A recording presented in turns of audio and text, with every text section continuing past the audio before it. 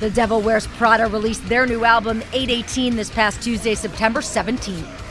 With standout tracks like Martyrs and Home for Grave, their follow-up to Dead Throne would give fans plenty of thought-provoking material.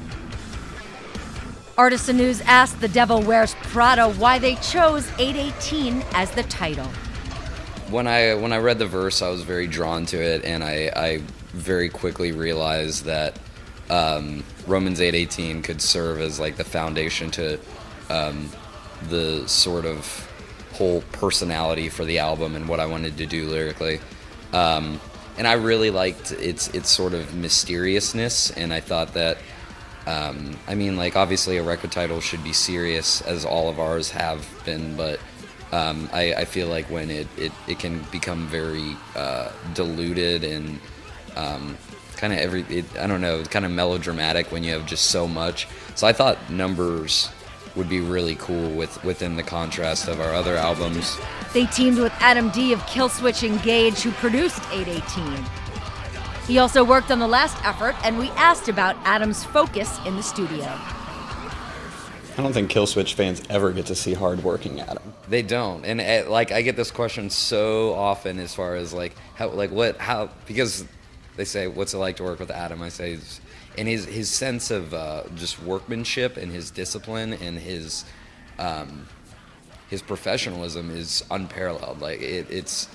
He goes in and he works really hard. He's on time kind of guy, and watching a Killswitch set, you probably wouldn't guess that, but he's a hard worker by all means. He definitely keeps the mood light. He likes to joke. He still goofs around the entire time, but he's not like a circus performer in the studio. He works.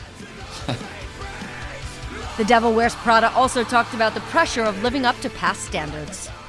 Initially, the fact that it's our 5th full-length record was a little bit daunting, due to the fact that if you average it out at 11 songs per record, that's 55 or 45 songs worth of material that you cannot repeat. And also having been a band for 8 years, we kind of know that people are going to be listening to the record and that expecting a certain sound. So for me, it was just a challenge to write music that wasn't redundant, was close enough to our original sound so that it still pleased the fans, but to still progress and not progress too far. So it was pretty much just like the bullseye was a little bit further away and a little smaller this record.